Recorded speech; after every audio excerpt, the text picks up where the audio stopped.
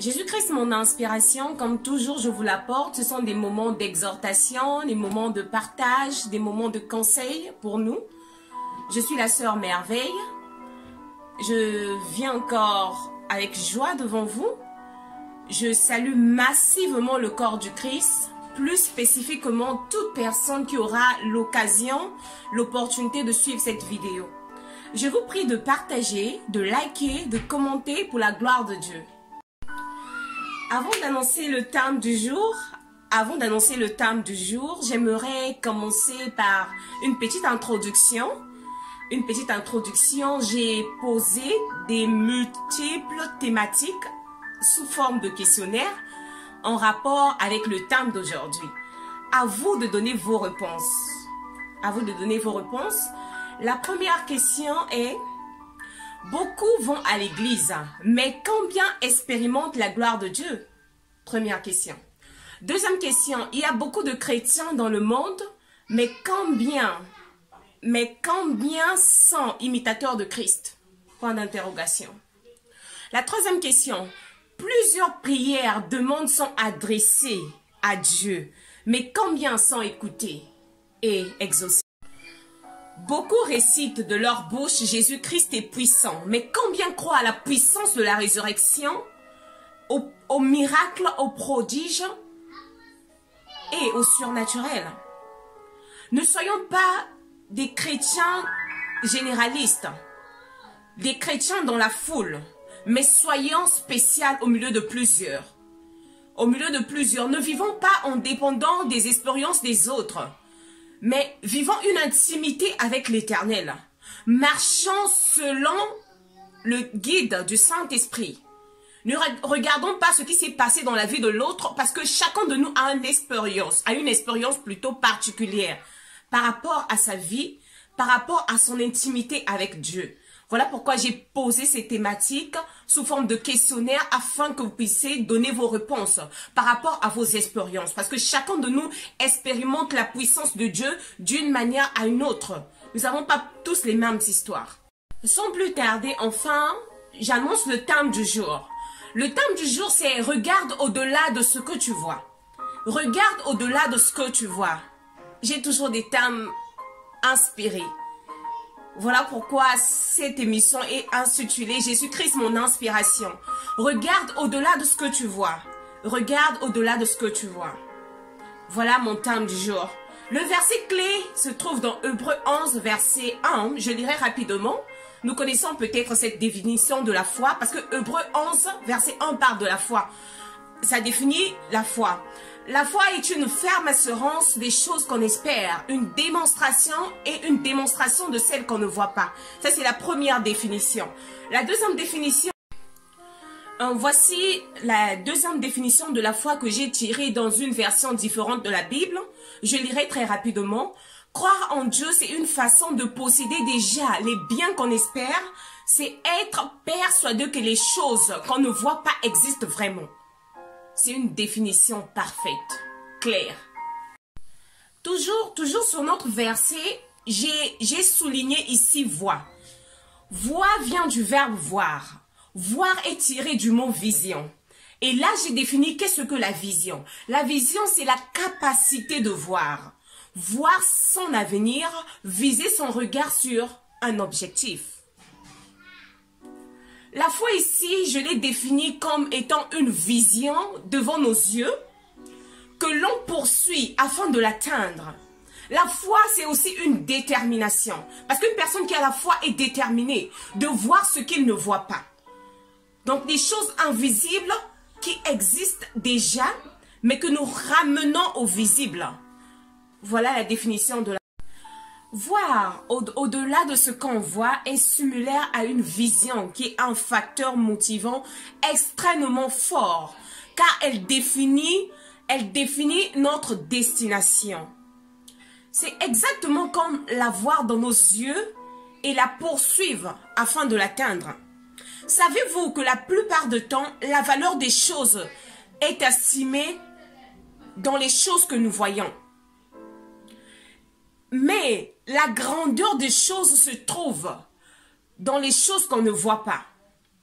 Voir au-delà de ce que tu vois signifie croire aux choses qu'on ne voit pas, mais qui existent déjà.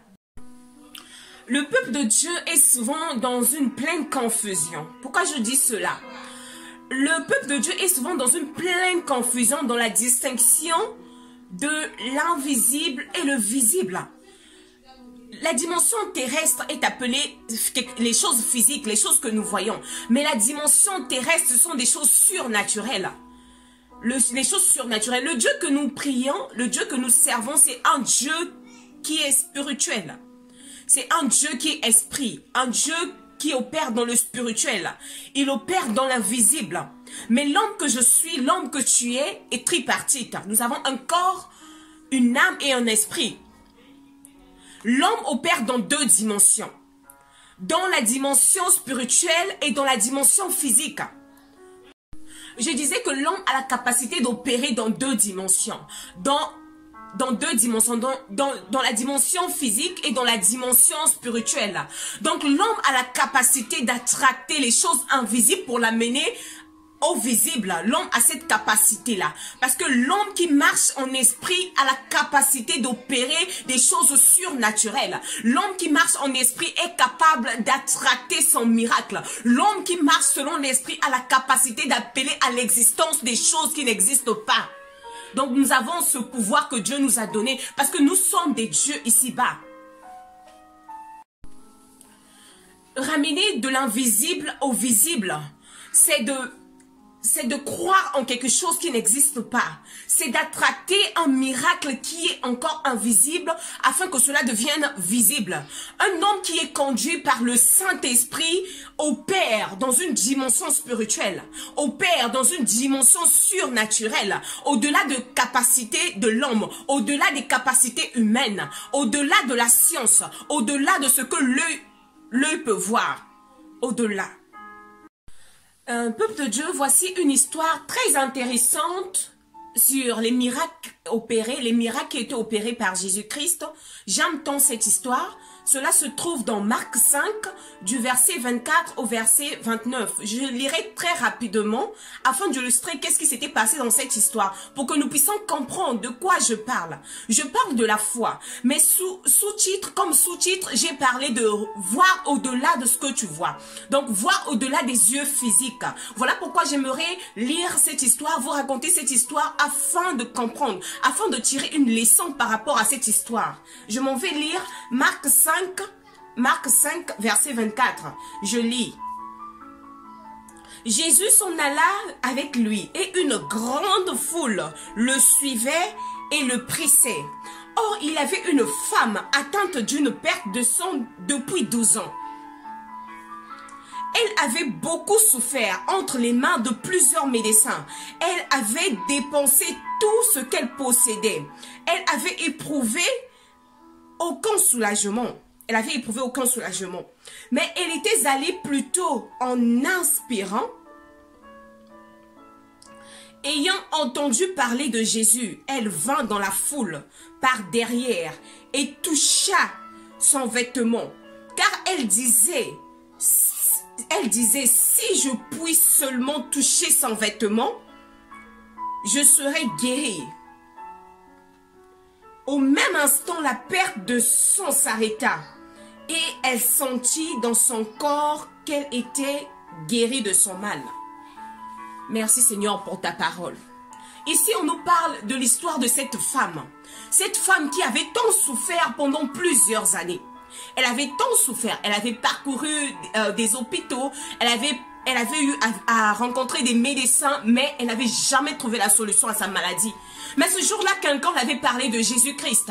Elle n'avait pas vu Jésus, mais elle avait déjà cru en son cœur que si seulement je m'approchais de cet homme, elle ne voyait pas la foule qui était autour d'elle. Parce que la Bible précise que ce jour, il y avait une foule autour d'elle. Il y avait une foule qui pressait Jésus, mais cette femme était derrière. Quand elle s'approchait de Jésus, son seul but, c'était de voir sa guérison. Elle ne voyait pas la foule, elle ne voyait pas les gens qui étaient autour d'elle, mais sa seule précision était de toucher Jésus, de toucher le pan de sa robe et d'obtenir la guérison. Au milieu de la foule, il y avait plusieurs je crois qu'il y avait aussi des gens malades autour de Jésus, des gens, la foule qui le pressait, il y avait aussi des gens malades, il y avait beaucoup de cas. Mais cette femme était déterminée. Cette femme était déterminée. Elle n'avait pas vu l'obstacle, qu'elle était souillée, qu'elle souffrait d'une perte de sang. Mais la seule objectif de cette femme, c'était de toucher le pan de la robe de Jésus afin de recevoir sa guérison. Donc c'est ça la détermination. Elle avait la foi. Elle se disait en elle-même, si seulement je rencontre ce Dieu-là, si seulement je rencontre ce Dieu-là, je crois déjà que mon miracle est certain. Je crois déjà que mon miracle est rassuré. Mon miracle est là en touchant le pan de sa robe. Cette femme n'avait pas regardé la foule pour dire, mais il y a aussi un paralytique là-bas qui n'est pas guéri. Mais elle avait ses yeux fixés sur Jésus. Donc la foi, c'est une vision des choses qu'on poursuit, une vision des choses qu'on poursuit pour atteindre. Cette femme, quand elle partait vers Jésus, elle poursuivait un but, elle poursuivait quelque chose qu'elle voyait. Elle ne voyait pas la foule. Elle voyait que son miracle, elle savait que son miracle était auprès de cet homme.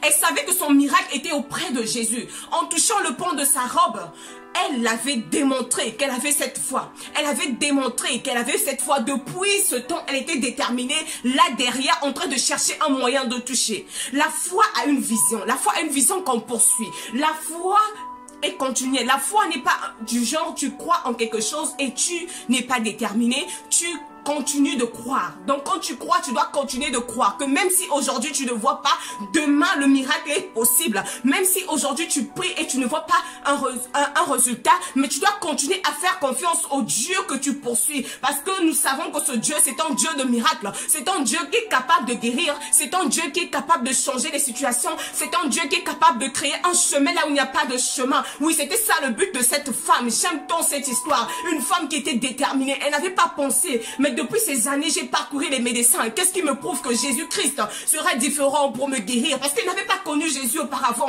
C'était juste une annonce qui avait rallumé la foi en elle. Qui avait allumé la foi en elle. Cette femme était déterminée. Elle pouvait se dire, mais oui, j'ai parcouru les médecins, mais qu'est-ce qui me prouve que Jésus-Christ peut me guérir de cette maladie? Mais elle avait cru sans voir. Donc nous devons croire avant de voir. La foi, c'est voir au-delà de ce que nous voyons. Voir ton miracle avant d'obtenir ton miracle. Voir ton mariage avant d'obtenir le mariage. Voir ton travail avant d'obtenir le travail. Tu dois déjà croire que tu es en possession de la chose avant d'obtenir la chose. La foi a des yeux, la foi a une vision que nous devons poursuivre. Nous ne devons pas nous arrêter pour dire que j'attends, mais nous devons poursuivre, nous devons être déterminés. Nous vivons dans un combat de la foi sans relâche. Nous devons continuer de croire, même si nous ne voyons rien, nous devons continuer de croire. Car même s'il ne fait pas aujourd'hui, demain il fera. Oh Seigneur, tu es bon. Merci Jésus. Merci Jésus pour ton inspiration. En réalité, quand la femme s'approchait de Jésus, elle ne voyait pas la foule. Elle ne voyait pas, elle n'avait pas les yeux sur la foule, mais elle avait les yeux au-delà de la foule. Elle avait les yeux au-delà parce qu'elle voyait son miracle. Elle voyait son miracle, elle croyait. Pour ne pas continuer en longueur, j'aimerais m'arrêter ici. J'espère que le peuple de Dieu, vous avez compris ce que j'ai essayé de partager par rapport à ce thème. La foi, c'est un sujet vaste. Nous avons plusieurs exemples dans la Bible qui nous parlent de la foi. Nous avons plusieurs exemples, mais j'ai pris l'exemple de cette femme à la perte de sang. J'espère que vous avez compris le contenu du message. Vous avez compris le contenu du message. Ne cessez pas de croire avant d'obtenir le miracle. Continuons de croire, soyons déterminés. Parce que la foi, c'est la détermination. La foi, c'est la détermination. Quand tu cours, tu continues de courir jusqu'à ce que tu obtiendras la couronne. C'est ça. En bref, si nous pouvons voir, nous allons croire. Mais comme nous ne voyons pas, nous devons croire pour voir. Je répète ce que je viens de dire. C'est profond. Si nous pouvons voir, nous allons croire. Quand on voit quelque chose, c'est facile de croire. Je vois de l'argent, je crois que j'ai de l'argent. Je vois le mariage, je crois que oui, bientôt. Je vois ceci, je crois. Si nous pouvons voir avec le nu, c'est facile de croire. Mais comme nous ne voyons pas, nous devons croire pour voir. Nous devons croire pour voir. Quand tu crois pour voir, tu obtiens la chose. Tu attrapes la chose. Tout à l'heure, je disais que l'homme spirituel a le pouvoir d'attracter sa bénédiction. L'homme spirituel a le pouvoir d'attracter un miracle. Parce que l'homme spirituel croit déjà, avant que la chose existe dans le visible, dans l'invisible, l'homme spirituel croit déjà que la chose existe et je possède déjà la chose. J'ai déjà cette chose en possession. Nous ne voyons pas Dieu, mais nous croyons qu'il existe. Nous croyons que c'est un Dieu de miracles. Voilà pourquoi, faites cette déclaration avec moi. Partout là où tu te trouves, je te dis que ce Dieu que nous prions, c'est un Dieu de prodige. Je crois à la puissance de la résurrection. Je crois à la puissance de la croix. Je crois à la puissance de la croix là où il avait dit que tout est accompli. Premièrement, crois que Dieu existe vraiment et qu'il est le rémunérateur de tous ceux qui le cherchent. Dieu existe réellement. Dieu est vivant. Il existe réellement. C'est pas un Dieu qui se contient seulement dans la Bible, mais c'est un Dieu qui existe. En réalité, il existe vraiment. C'est un Dieu qui existe. Donc tu dois croire en ton cœur que Dieu existe et qu'il est le rémunérateur de ceux qui le cherchent. La première chose, tu dois croire en cela. La deuxième chose, crois que l'éternité existe. L'éternité existe car après la mort, il y aura une autre vie. Nous devons croire en l'éternité parce que après cette vie, il y aura une autre vie. Je le dis toujours et je le répéterai toujours que la vie est une préparation à la vie. Donc nous devons croire que l'éternité existe parce que après cette vie, il y aura une autre vie. Troisième point. Crois que Jésus-Christ est capable de te guérir par ses meurtrissures. Peu importe ta maladie. La Bible déclare qu'il a pris nos infirmités et il s'est chargé de nos maladies. C'est par ses meurtrissures que nous sommes guéris. Peu importe ta maladie, je déclare au nom de Jésus, peu importe ta maladie, peu importe la durée de ta maladie, il a reçu un nom au-dessus de tous les noms. Donc aucune maladie, aucun nom de maladie ne peut l'effrayer. En son nom, tous genoux fléchissent, les maladies fléchissent devant le nom de Jésus. Donc reçois ta guérison par ses meurtrissures. Fais cette déclaration avec moi. Si tu es malade, crois seulement en ton cœur que tu as déjà reçu la guérison par ses meurtrissures. Parce que je crois à cette puissance. Il a pris nos infirmités. Il s'est chargé de nos maladies. C'est par ses meurtrissures que nous sommes guéris. Crois à ta guérison. Crois à ta guérison. Même si aujourd'hui tu pries et tu sens toujours des douleurs, crois. Continue de croire, persiste dans la prière, poursuis ta prière au nom de Jésus. Crois qu'il est capable de te donner les enfants. Il y a beaucoup de femmes qui pleurent, j'ai pas d'enfants, j'ai pas d'enfants. Mais je te dis une seule chose, crois que ce Dieu-là est capable de te donner des enfants. Voyons l'histoire de Sarah. Sarah, à l'âge de 90 ans, double ménopause à cette époque. Mais Dieu l'avait donné un enfant. Si ce Dieu l'avait fait dans la vie de Sarah, ce Dieu aussi peut faire dans ta vie. La Bible déclare qu'il n'a point changé. Il est le même hier, aujourd'hui et éternellement. Il ne change pas sa façon de faire. Il ne change pas sa technologie. S'il avait fait hier, il peut encore faire aujourd'hui. Tu n'as pas d'enfant, crois. Dieu a dit dans sa maison, il n'y aura pas de femmes stériles, ni les femmes qui avortent. Ton miracle est possible. Tu peux recevoir un enfant si seulement tu crois que tu as déjà un enfant. Au nom de Jésus. Au nom de Jésus, reçois ton miracle. Crois que tu es riche. Crois que tu es riche. Parce qu'il nous a donné, il nous a tout donné. Il a investi en nous. Dans nous, il a investi des richesses inestimables. Dieu nous a tout donné. Crois que tu es riche. Crois que c'est possible d'obtenir un boulot. Crois que c'est possible pour toi de réussir dans la vie. Parce qu'il nous a donné comme héritage toutes les nations. Nous sommes riches, nous sommes co-héritiers de son trône. Nous sommes héritiers de son trône. Tu es riche, tu es béni. Tu es béni. Crois que ce Dieu-là peut te donner un mari. Il a institué le mariage.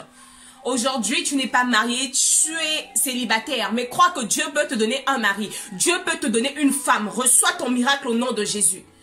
Au nom de Jésus. Dieu a institué le mariage. Il a dit que l'homme quittera son père et sa mère, s'attachera à sa femme. Et il deviendra une seule chair. Dieu connaît, ton mari existe quelque part. Ta femme existe quelque part. Reçois ton miracle au nom de Jésus. Au nom de Jésus. Je crois à sa puissance. Je crois à la capacité. Il est celui qui transforme les impossibilités en possibilités. Oh mon roi, l'impossibilité n'existe pas, seulement la possibilité. Nous sommes pour la possibilité. Ce qui est impossible aux médecins est possible à lui. Ce qui est impossible aux hommes est possible à Dieu. Nous croyons au Dieu de la possibilité. Nous croyons au Dieu des miracles et des prodiges. Je crois au Dieu de la résurrection. Je crois à la puissance de la croix. Là où tout était accompli.